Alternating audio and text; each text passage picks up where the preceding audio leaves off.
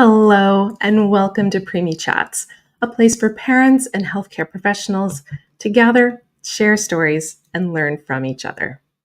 My name is Jenna Morton. I'm one of 3 co-hosts who present this weekly series on behalf of the Canadian Premature Babies Foundation. I'm a career broadcast journalist and mom to 3 NICU grads, 2 of whom were preemies. Our twins were born at 32 weeks, and they're now 11 years old. I live and work in Mi'kma'ki outside of Moncton, New Brunswick, and today I'm coming to you from Nova Scotia. Preemie Chats is the creation of the Canadian Premature Babies Foundation, also known as CPBF, and you can see our website there on your screen, canadianpreemies.org. The foundation is a parent-led charity that helps families during and after their NICU time through education, support, and advocacy. I hope that you will take some time after the show today to visit the website if you haven't before, canadianpreemies.org. You'll find all kinds of resources to groups across the country. You will find all of our previous Preemie chats. You'll find a recording of today's discussion when we're finished. Most importantly, you will find a community of parents and professionals who are working together to help our children thrive. Well, as I said, this is a parent-led organization, and it's very much a resource for you in the community, whether you're a parent or a family member or a healthcare provider. Maybe you're a preemie yourself who is now grown. Please let us know in the comments where you're watching from and what brings you to us today. And as we go through today's discussion, please feel free to share your comments and your questions. We will have a chance to talk with our guest and maybe ask some of your questions or share your comments as we go through today. Well, today's topic that we're going to dive into is one that's very close to my heart and to my home. It's going to be about the power of giving back and the pull that some of us have after being in the NICU is very, very strong to want to give back in some way. For some, that's a thank you card or a visit or a donation that can fill that need. And for others, we need to jump in 2 feet head first, everything we've got to give. And when you do that, sometimes there's some challenges along the way as well. So my guest today has experienced all of this and more, and she's going to share a little bit of her story with us. She's a NICU mom who created a fundraising campaign to support the NICU that helped her triplets, which just happens to be the same NICU that helped my twins and my family. Rachel Comeau is my guest. She and her husband, Denis, welcomed fraternal triplets in 2020, just a few weeks before the pandemic.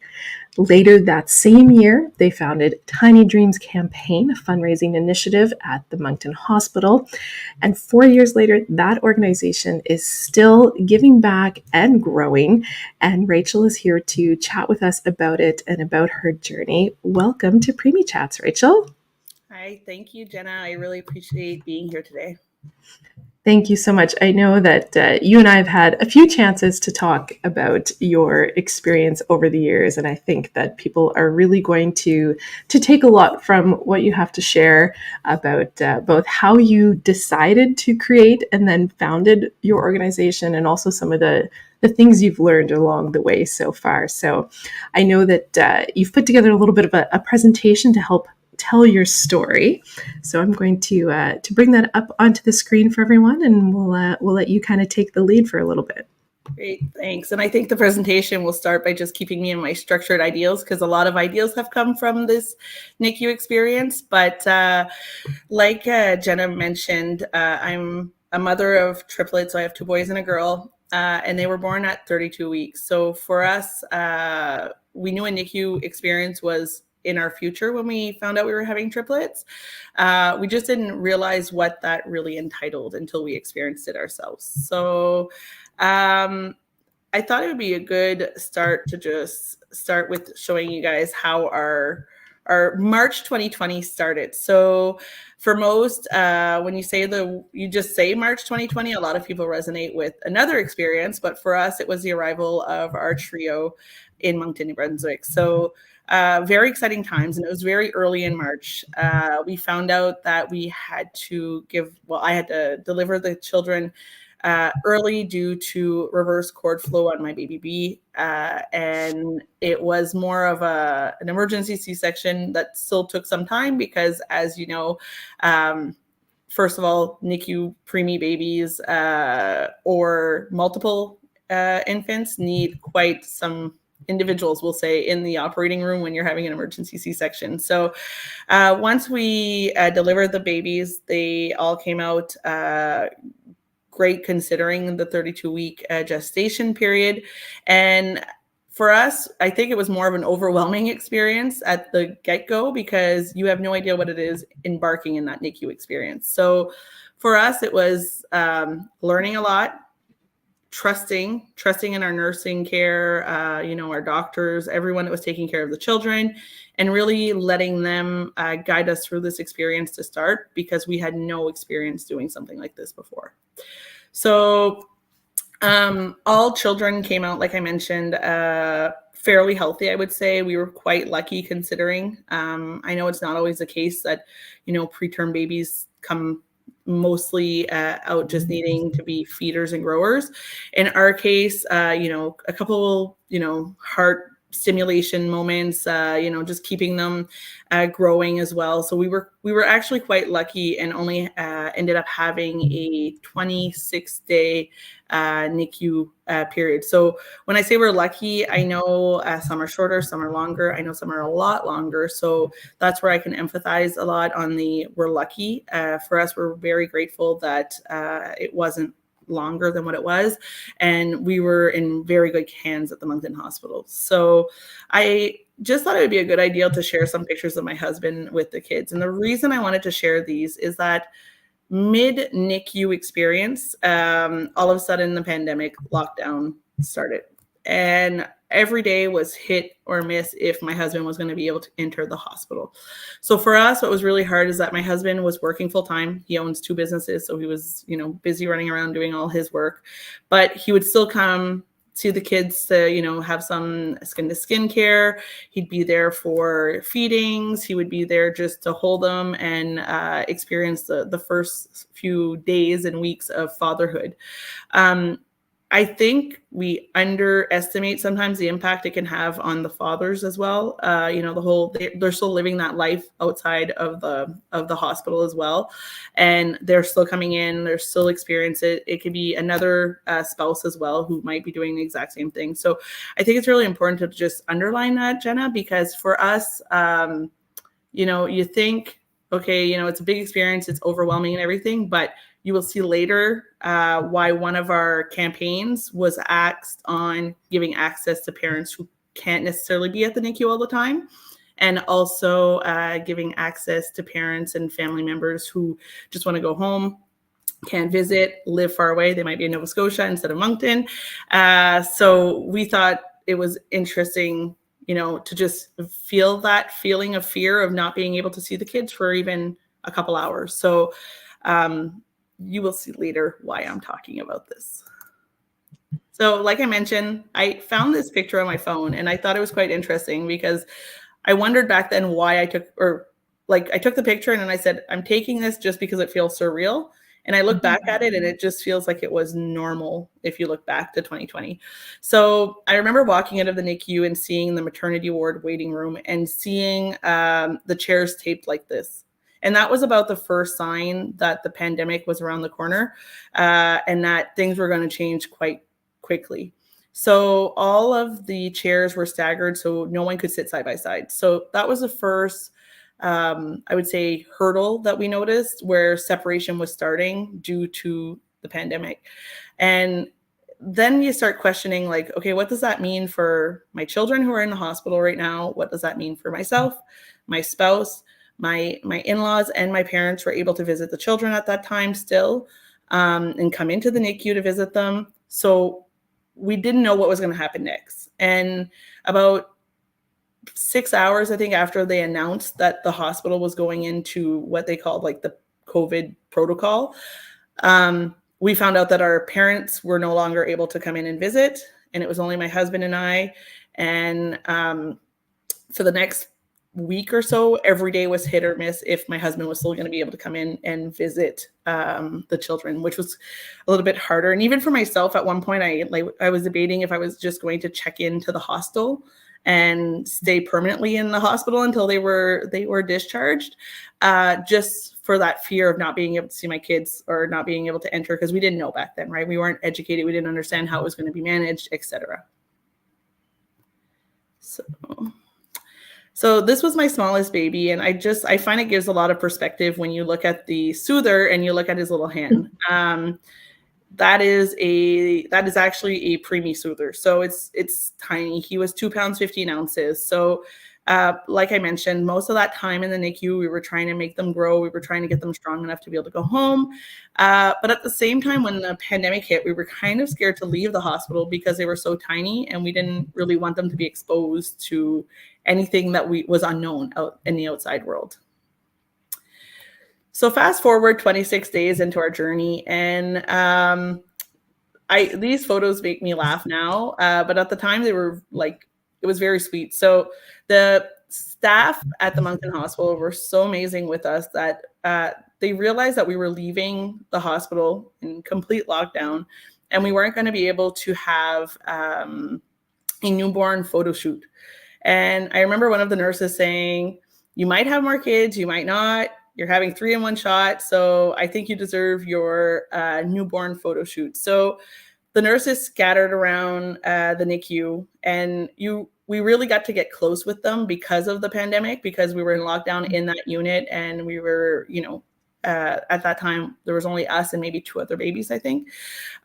So we got really close to them. We knew them personally. We actually started, like, you build that intimate relationship with your nursing staff where you know about their lives, because you're questioning, you're leaving. Okay, you're off shift. Are you going home to your kids, etc. So we became very close to them, and they thought this would be very important to do for us. And I remember leaving there and like absolutely just crying when I left, because I couldn't believe that they're stressed out. They have a heavy workload. They have everything, but they still have that human compassion of caring that, you're not just a number, you're a patient, but you're also a human, right? So these were just a couple of pictures from that photo shoot, and you can't really tell. And I was explaining to Jenna earlier, there is a blanket being held by 2 nurses behind us to make sure that we didn't have all this medical stuff in the background. So this was 2 days before our discharge. Our kids were ready to go home.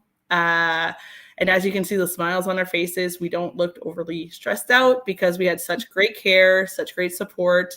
I remember being in the transition room waiting to go home, and the nurses would say, "Okay, go take a nap. Just you're going home in lockdown. You won't have any help when you get home. So how about you go take a nap?" I'm like, "Okay, great." And I could actually sleep because I trusted them so much, and they were so great that it didn't stop me from having to worry about my children or anything else. But one thing that did bother us during our time was whenever we would go home to shower or eat or, just take a break. One of the things that bothered me the most is I never wanted to have to call to check in on my kids, because I'm like, they're busy tending to my kids or tending to other children. So I don't want to interrupt them while they're working. They might be on break. They will take that call even if they're on break. They're amazing. Like I can't even describe how amazing they are to make sure that no one's ever worried about anything. So for us, that was probably our first view of, okay, what are things as parents that if things could be different in the NICU, we would like to change those things. And then, so we get home, we're in a lockdown. We have a little bit too much time on our hands. And when I say that to people, they laugh because they say, "You had triplets, newborn triplets, premature triplets, and you had too much time on your hands." And I said, "Yep." So we said, we want to give back to the NICU. But one of the hurdles we also had to get over was because of the lockdown, even if we were going in for follow-up appointments, we couldn't visit the NICU. And by visiting, I mean, like, you knock at the door and they come see you outside of the NICU to keep it sanitary. But we weren't even able to bring things, let's say, to the staff to say thank you, a thank you card, like you mentioned earlier. Sometimes you would see parents bring, snacks or cookies and stuff, but we couldn't bring anything because, one, it wouldn't have passed sanitation check during this time. And 2, we weren't even allowed in the hospital if it wasn't for a specific follow-up where we had a name tag and we were directed to go exactly where we need to go for our follow-up. So it was, I guess that was the first realization that we had during our reflection of how we could say thank you. And then the next one was, okay, what would a NICU need? And advocacy was the first thing that came up. It was a lot of unknowns come in the community. Like, I don't think it was as talked about, the whole NICU experience. We had a couple key people in our community, including Jenna, who would speak about their experience, but it wasn't going beyond the individuals who were sharing their personal stories. That was number 1. And number 2 was what could we bring to the NICU that would be reasonable. So when we started checking with some NICU staff, we called up, we said, okay, what could we bring? A lot of the stuff had some very high price tags. So we said, okay, well, we're ambitious, but we also would like to do something probably within the next year or so to bring you guys something of gratitude. So we had seen, chairs, we had seen all kinds of different donation items. But again, because of the pandemic, there were shortages in some supplies, there was different things that weren't available. So we said, what could we do? So the idea came to bring Beads of Courage to our local NICU by raising $5,000 to start off the program and then to allow maintenance for another couple of years. And Beads of Courage is basically beads that are given to a child that go through medical procedures. And each bead represents a different treatment that the child would go through. So for us, we said, okay, $5,000, we're going to give ourselves some time. And in our mind, this is by now, we're like in October 2020. We said we're going to give ourselves some time, but we really wanted to do a gesture to show gratitude towards our NICU, but also support future NICU parents. So it was the first, I guess, idea that came to mind that we thought was realistic. So to our grand surprise, we had a friend who was a graphic designer who was able to design our logo because we needed to have some sort of theme to start this campaign. Due to the pandemic, the only way we knew to kind of do some event planning in regards to that was to do a online donation campaign. So we ended up getting corporate donations, individual donations, etc. And within the first 2 months, we were at $7,386. So as you can see, everyone has their mask on. We're getting these corporate checks from different organizations. The community really stood up and responded to the call.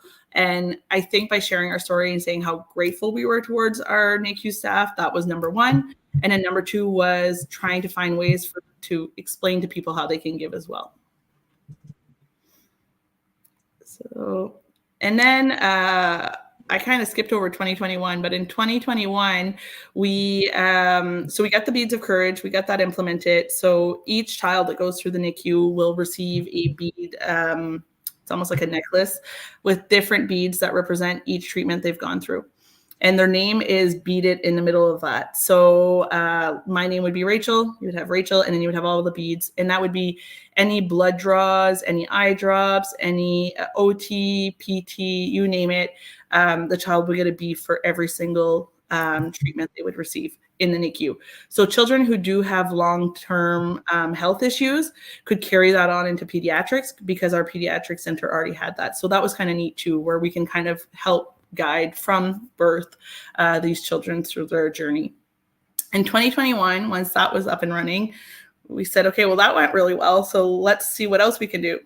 So we get to talking and we had good relationships with a couple of NICU staff. And they said, well, what was your biggest irritant? And I was speaking earlier about my husband not being able to come in or maybe not be able to come in during the pandemic and that fear and our parents no longer being able to come in to visit.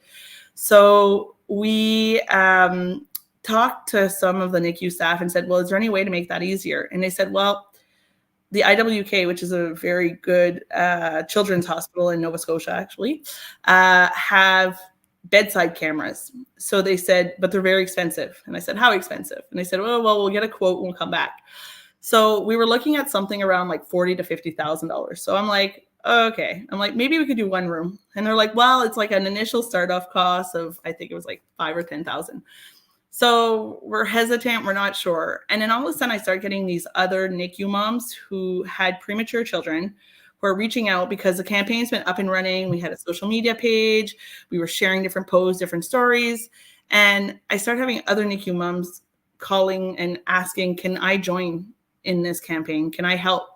So as we were growing with volunteers, we said, okay, maybe this isn't as realistic as we think. And maybe this is a 4 to 5 year campaign, right? So in 2021, we launched again our campaign, and we always do this in November. And we were able to start campaigning. We had that year, we even had our first online auction. We had great donations from the community to help us get extra funds. And in that first year, we hit about half the target. So we were at like just over 20,000 in that year. So we went from 7,000 the first year, which was just an ideal. We had to say thank you, to 20,000 the second year. So at this point, you're kind of on this like adrenaline, kind of like you mentioned earlier, Jenna, about you're leaving the NICU, you want to give back, you're so grateful, you don't know how, so you don't want to let it go. So at this point, we said, well, we can't give up halfway. And we have to make this a reality. So the following year, the committee stayed with us, which was a great feeling to have that support keep going and these members that are continuing to support us. And in addition to all the other campaigning we did, we wanted to increase the advocacy. So Preemie Power was like our Preemie local page where everyone could share their stories or experiences. And I think you were part of this, Jenna. Like there's all kinds of founders that were part of making this a reality to create a community. And we were often being told like it'd be nice to have t-shirts for Preemie Day, right? So for nursing staff, for families to kind of just be very proud of being a premature child and being a preemie mom and being a preemie dad, you name it. So we came out with the t-shirts, and we negotiate the price, have a good pricing on it, and then we decided that all the profits would go back to the Tiny Dreams campaign. So it was just helping build up that momentum. So that was a good success, and we have continued to do the t-shirts ever since. So every year we do a t-shirt sale, and we make sure to allow whoever wants to add on and get their t-shirt or upsize. Sometimes it's the toddler sizes that are growing. You need to get a new size t-shirt, you can pick one up. So and then in 2023, we continued the campaign, and you may all recognize someone in the middle at the top. Jenna and her co-host had offered to have us on their local show that communicate a lot of news about parent initiatives or family initiatives or anything that touches children. So we were able to be broadcasted on TV. Our local newspaper was able to help us get some traction on this initiative that we had started. And at this point, we're in 2023, we actually had raised enough funds to get the cameras for the 10 bedsides. So that campaign wrapped up. And then because you start building that momentum, what's really great is that the community starts expecting it. And because the community expected it, you don't want to stop because you're like, well, it's impacting so many more people. And we have about 100 NICU families per year that are touched by our local NICU. So we said, okay, well, there's going to be 100 more coming next year. So we're going to have to continue to support these individuals. And the third initiative that we launched was in 2023, and we're still working on that one in 2024, is upgrading the chairs. So encouraging kangaroo care by having comfortable chairs. For anyone who has experienced a NICU journey, it's long when you're doing skin to skin for 3 hours in an uncomfortable chair. So these chairs are made to be in a NICU. They're made to support comfort as well. And they're also made to be in a sterile environment. So it's been great because we've had companies come out and say, okay, I'll help donate half of a chair. I'll help pay for one. We realize that this is something that's important. And at the end of the day, someone mentioned this to me actually just a couple of weeks ago. They said, you realize you're not getting anything out of this anymore, right? And I said, I am. I'm getting the fact that I know that future parents that are coming through the NICU will feel that support that we felt during those 26 days just from the nursing staff. And I think the nursing staff had, I hate to say, the luxury to be supportive, like extra supportive with us because there was a low number of NICU babies. But I know since the pandemic, a lot like they've hit capacity a few times. So just knowing that they have care above and beyond just their medical care, and knowing that there are other families out there who have been through the same thing as them, sharing these stories, and also sharing, just any sort signs of support. So, my dream is that once all the chairs are purchased and all the rooms are upgraded of their chairs, they see that little Tiny Dreams logo on it, and they know, okay, someone else has been through this, and someone else was sitting in this chair just before me. So it's continuing that story and continuing that giving of gratitude and sharing it and passing it on. So just to wrap that up, we're going into our 5th campaign. So we're celebrating our 5th Tiny Dreams campaign in November this year, which is quite exciting. So the Tiny Dreams campaign over 4 campaigns has raised over $70,000 for the local hospital. And this is all to improve patient care and family patient care. So the cameras, the great initiatives that virtually anyone in your family or entourage that you want to give access to will have access to see the baby. So if you have grandparents that are living 8, 10, 12 hours away, they can see the child. It will eventually also help with healthcare as well. If the doctor is currently, at the delivery unit and needs to kind of respond to a call from one of the nurses, they can actually see the baby as well. So overall, that was the objective, was to try to increase patient and parent care. And the Beads of Courage are up and running. They've been there now for 3 years. We were able to purchase those cameras, like I mentioned. And so far, we have 2 NICU grade chairs that have been purchased to encourage kangaroo care. And we have a beautiful committee of 6 volunteers who are basically all doing it just because they're so happy to be able to give back and show appreciation for the great care they have received.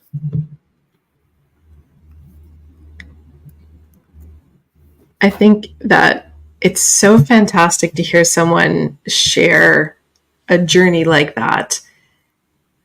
And one of the things that really stood out to me, which I think I hadn't quite realized before, there are so many things that, especially for you, because you had that little hint of pre-pandemic NICU experience and then the full-on, closures and everything.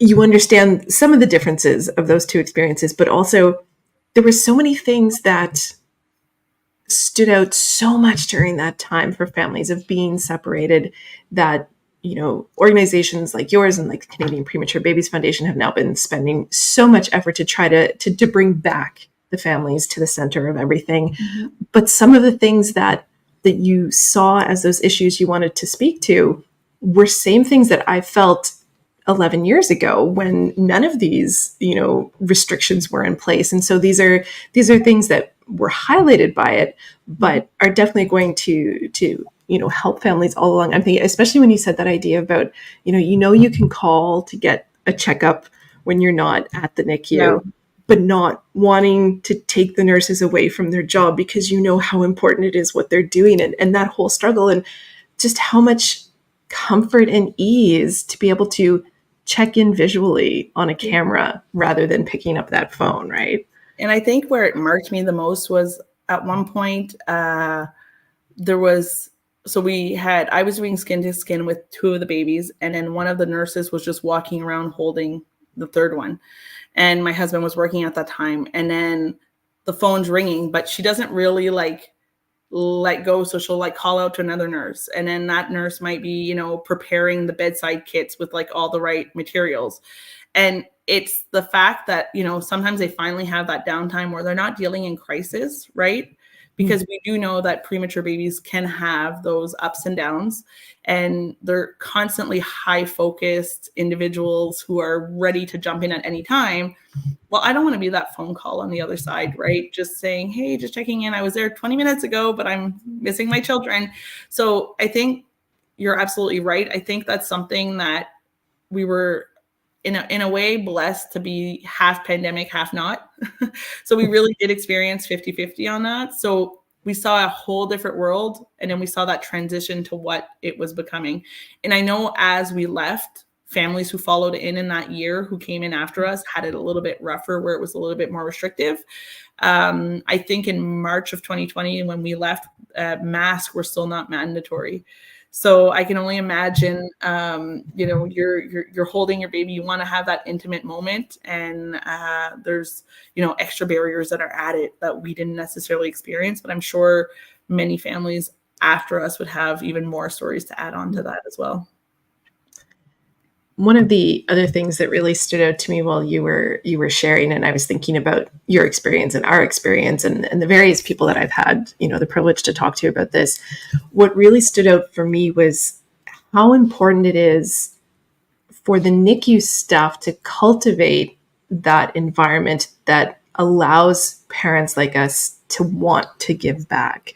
Mm-hmm. And, we've both been very lucky to have a NICU that is just so family centered and have put so much passion into helping. And it's something that you can see has passed along, because I know there's been a lot of staff changes between my experience and yours, but we had a similar level of care. And, when you're sharing your stories, I'm like, oh, I remember the photos they took for us and things like that. So for any of the healthcare providers who are listening, and watching this, I think finding those ways to really cultivate those relationships not only helps your patients, it doesn't just help these little preemies that you're taking care of and these infants in the NICU. You are building these long-term relationships with families who are going to be able to come and give back and help you do a better job, because they're going to help you get things like equipment that you haven't had the opportunity to get, that is out there that could help your families in the NICU. And that is so true. And I think I can probably share a story that also marked us was the day that they went into lockdown. My dad was coming in with me that day, and my dad was actually going through chemo treatment at the time. And when we got to the door, they turned him away and they said, no, it's only like immediate parents that are allowed in the NICU right now. We're really sorry about this. They were very compassionate, but it broke his heart, because for him, it was like seeing his babies were like, an encouragement.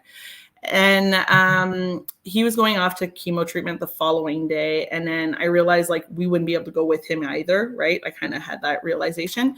But one of the nurses during her night shift ended up taking individual pictures of all 3 kids. And she made him a little 1-pager, and I should have kept a picture of it for the presentation. But she made them it's like a little sketch, and it said something like, hey, Grampy, we're trying to get big and strong so we can get out to see you, but you need to get strong too.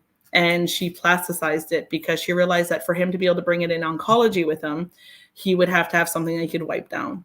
And for me, I remember just having chills and just being like, I can't believe you took time to do something so compassionate and caring to help my overall experience with my children and our family environment and everything, to kind of keep us all in the right mindset for everyone to grow and get better. I said, that can't be replaced. And those moments can never be duplicated, but I think their compassion continues to be duplicated, right?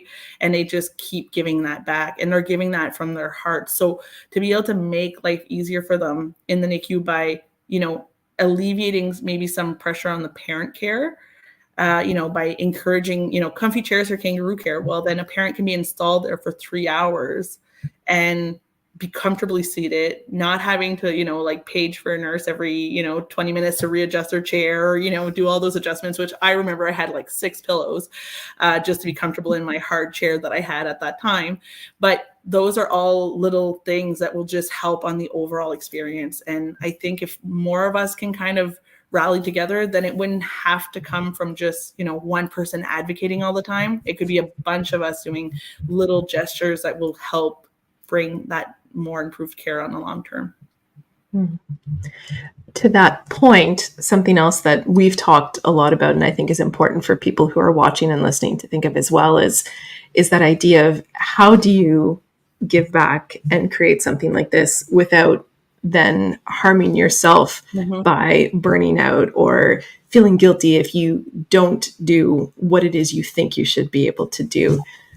I love that question. And it's something I've also addressed, just even in my work environment in general. I think anytime you're giving back, you can give back and it's good to give back, but I think you also have to make sure that you're protecting yourself from a financial component. It should never cost you more than what you're able to invest into it, right? From a psychological standpoint, so like you mentioned, at some point you can't do it all. And it's to also give yourself some slack and say, I'm actually, every little impact can have an impact. So, I think we could have said after $7,000 for Beads of Courage, that was enough, and it would have been more than enough, right? But then we started having partners join in with us. We had, community support. We had all kinds of people. And we've had those moments where you kind of stop and say, okay, do I want to keep going? Do I want to grow further? Do I want to bring it to the next level?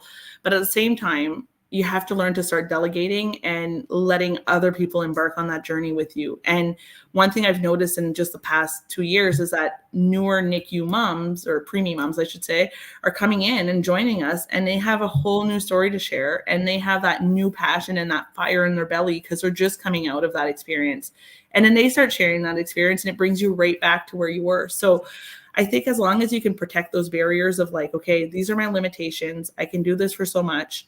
One deal that I made with my husband was like, this is not going to be a 12-month campaign. So we're going to launch this every Preemie day in November, and we're going to go to a certain date in December, and we're going to do like a 4 to 5 week campaign that we're putting a lot of effort into it.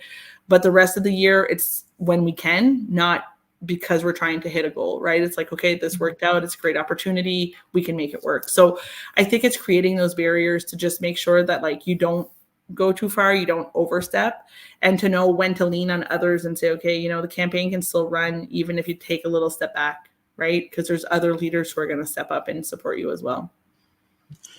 It's such a scary thing to do, though, if you've started something to step back and to let it go. So I think it's always so important when we can repeat those messages, not just for others listening, but for ourselves as well.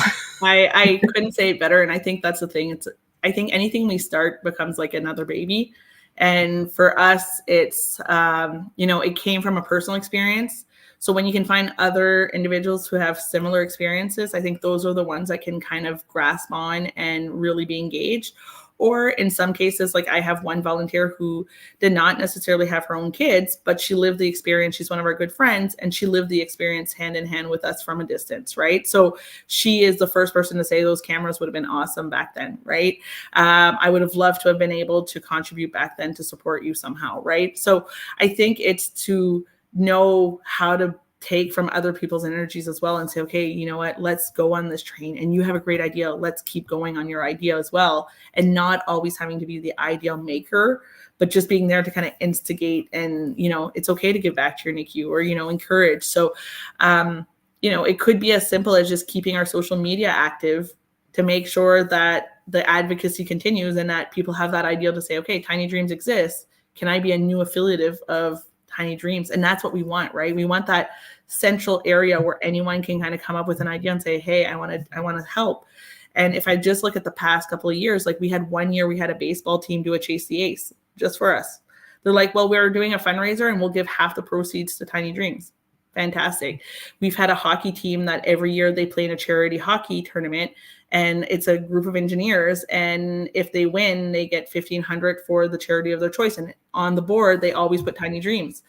None of them are affiliated directly to us, but from hearing the story or from knowing someone who has gone through that journey, they're like, well, we're supporting this cause. We're on our 3rd year that they win $1,500 for us. So it's amazing, because like it's to a point that I feel like I need to go to their finals every year, and I don't know any of the guys playing. So it's really interesting to just see how that brand and that campaign has just spoken to such a big community, and it continues to do so. So like the example of the hockey tournament is that in January we had done nothing, and now we're adding another $1,500 automatically for our 2024 campaign. So it's, some things come naturally. And I know it's like we had those ups and downs probably in the first 2-3 years. And now as things stabilize, we're like, okay, like it's almost, not that it's running itself, but it's kind of getting more in a flow of what people are expecting as well to be ready to come and contribute. I love that. I love the idea of you going to their finals, even though you don't know anyone on the team. Exactly. And you start knowing them. Like there's the guy who always does like the check presentation. I'm at a point now where like I'll see him out in the community. I'll say, hey, how you doing, Marco? And we can have a small chat, but we had no roots initially, him and I, right? There was no connection, and it just created that by, you know, he may have worked in the same industry as my husband and saw him one day and said, oh, we're going to use that campaign. So it's and it's having like affiliatives, like, you know, like you guys with Pickle Planet, having you and Tosh being able to, you know, share our story, and having, you know, the Canadian Preemie Association talk about the story. So having more and more individuals who are advocating and telling your story and not always coming from you is always a bonus, right? It takes off that mental load of having to do it all the time. So it's finding those little outlets, it's supporting each other. It's, you know, I may have had a period where there was a month that I was just, you know, sick all the time because the kids were starting daycare, but someone else in the committee would step up and say, okay, I got this, you deal with your stuff. So it's finding that balance and finding people that you can trust and that you can kind of level out on, and knowing when it's time to pass on the torch as well, right? So at some point, I think once they're starting school, etc., it'll be great to have someone else hop in and say, okay, I'm taking lead on this. It's my turn, right? So I know it won't be forever, but we started something that I think can continue once, you know, someone else decides to take over the lead. I love that idea. And I love, you know, talking about connection and how important it is to share our stories. And I thought I'd take a moment to share some of the stories that have been shared in the comments here today. You know, this is absolutely magnificent. We need more opportunities like this to have live chats and Q&As. Coming from a former premature baby born in 1993 at 23 weeks. And she goes on to say that, you know, having adult premature babies coming together and sharing to give, you know, faith and hope is so important. And I couldn't echo that more. I think, you know, as a parent of a preemie, every time I heard a story about a preemie as an adult and what they were doing, it did just kind of give you that sense of, okay, there's a lot of hope, and there's a lot of people out there who get what this is all about. 100%. And I think the hope is that key word, right? I know that, you know, we hear, you know, premature children, well, are there any deficits? Are there any challenges? Are they going to have a harder time in life, etc.?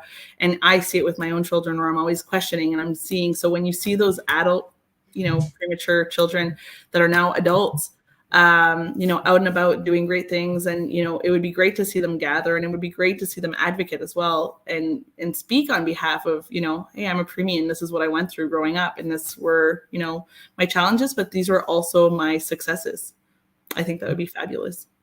Yeah, I know there's been a few times with the Canadian Premature Babies Foundation that we've had the opportunity to talk to grown preemies, and including some who've gone on to, you know, be Olympians and all kinds of fantastic things that, you know, it's so interesting sometimes to hear an adult preemie's perspective as to, you know, they were an infant. They didn't really experience the NICU in a way that they remember. And so it's always so heartwarming for me when I see, like, you had the picture of a little fellow wearing his Preemie Power shirt. And I know, you know, for years before the pandemic, we used to have a NICU graduates picnic, and we did a photo shoot of then and now. And, you know, seeing these kids hold up pictures of themselves in the NICU and then take the photo of them at this picnic was, it was just, it's so powerful. And I think we forget, and I think that's one thing, if I could even like conclude on why we did the Tiny Dreams, is we want our children to look back and realize how grateful we were. And I don't want it to just be words. I want them to feel it. I want them to know the impact, that the gratitude we had for the care they had as well. We took that and we didn't just say words, we put it into action. For us, we wanted those concrete actions and those concrete moments to be, you know, something that was going to be passed on to others, and that others could feel that same feeling of gratitude as we did. And I think if I saw any of the nursing staff, the doctors were absolutely phenomenal when we were there. Both of them are retired right now, but if I saw them on the side of the road, I think I would sit down and buy them a coffee and just say, you have no idea how your compassion. I never felt stressed out speaking to any of them, right? They always kept me calm, even in moments that I probably should have had a little bit more stress, but they were so good at just communicating and vehicling the words that they wanted to share to tell us what was going on, that like, it's such an experience that I don't think, if you never lived it, it's really hard to kind of relate to it, but you you will never forget it, right? But the child doesn't really remember, right? Because they're so young. Whereas in pediatrics or other like stages of life, you can remember it, right? So I think the more we can give back, and I think that's where Beads of Courage can just have such a cute impact as well, because it really wraps up your whole journey, right, in NICU, and then it gives you that keepsake. So you were a warrior, and I think that's something we forget, is that preemies are absolutely amazing little warriors who have the strength that I don't think none of us have maybe in our day to day, that they have just coming out in their first breath of life. So I think to just have that keepsake and remember how strong you were, even at birth, can be a great reflection for an adult looking back as well. And you can look back and say, hey, I did that, and look at where I'm at now. So I think that's something that really resonates when we think of adult preemies as well. Oh, I love that. I was already thinking, I wish we had Beads of Courage when we were there, because it would be such a. And now I'm like, no, I really wish. Yeah, can I go? How far back can we go? I think it would be far. I wouldn't remember how many heel pricks and everything there were at this point. I don't think they all blend together a bit. Yeah, you forget. Yeah, some things stand out and other things do kind of blend together. We have another comment here that I wanted to share from Lily, who's in Cyprus, joining us today, and saying that a lot of preemie parents there will ask for donations instead of christening gifts or wedding gifts, or I know first birthday gifts is a big thing for us here in North America. And she said they give out information as well, and quite often they have follow-ups from that of people who attend the wedding or the party and then want to give back even more. And I know we were lucky enough to have friends make donation to the Moncton Hospital on behalf of our children for their first birthday.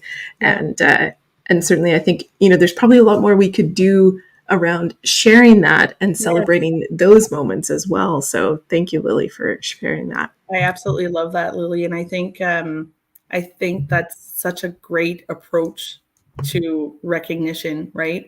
And remembering that, and going towards that cause. So that's amazing. And I think most hospitals too do have possibilities to donate in I don't want to say in honor of, because it's not necessarily in the deceased way, but more in the encouraging, I want to recognize, that this person was in the NICU and did a great job. And I know for us, we have like hospital heroes. So something that I'll encourage even friends of mine and stuff, I'll say like, it doesn't need to be a big donation. And that's going straight to your NICU. If you point your NICU as your beneficiary of the donation, and you can say this, nurse was an absolute hero, and I am very appreciative. It only takes a few minutes to write up, but it goes a long way. And I don't think we say thank you enough to our healthcare staff, right? So I think anything that we can do to kind of advocate and tell them thank you and be vocal about it is just fabulous, because they do so much. And I know even like our physiotherapists, our occupational therapists, everyone we still deal with, they all know what Tiny Dreams is, because we have done those shout outs, over the course of the last 4 years. We have said, thank you, healthcare workers. Thank you. Even in Beads of Courage, we highlighted the OT-PT sessions. So I think it's really important to, not forget everyone who's part of that journey as well. Yeah, there are a lot of people that make up the team at any hospital. Yeah.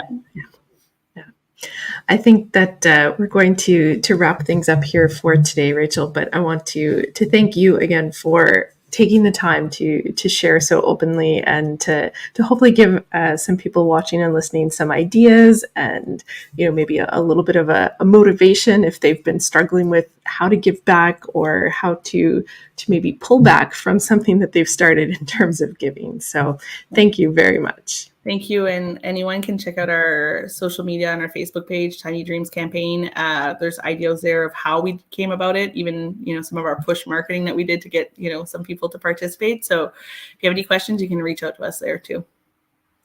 Thank you so much. Thank you. And I want to thank everyone who joined me today for this discussion. My guest was Rachel Comeau, who, along with her husband Denise, started Tiny Dreams campaign in Moncton, New Brunswick back in 2020, just after their triplets were born. And if you missed the beginning of the presentation, if you're just tuning in now, you will be able to watch the replay on our website and on our social media, on our YouTube channel. I'll put the website up on the screen again for you. That's CanadianPreemies.org. You can find 3 years of these discussions on the website, as well as lots of resources and links and things that can help you out. I want to take a moment also to thank our sponsor for this series, AstraZeneca, for their ongoing support of our educational programs for CPBF, as well as our partners, the Canadian Association of Neonatal Nurses and FICARE. And Preemie Chats does happen here on your social media every Friday afternoon at 1 p.m. Eastern Time. I hope that you'll be able to tune in next week, and I hope that you take care this weekend. Thank you.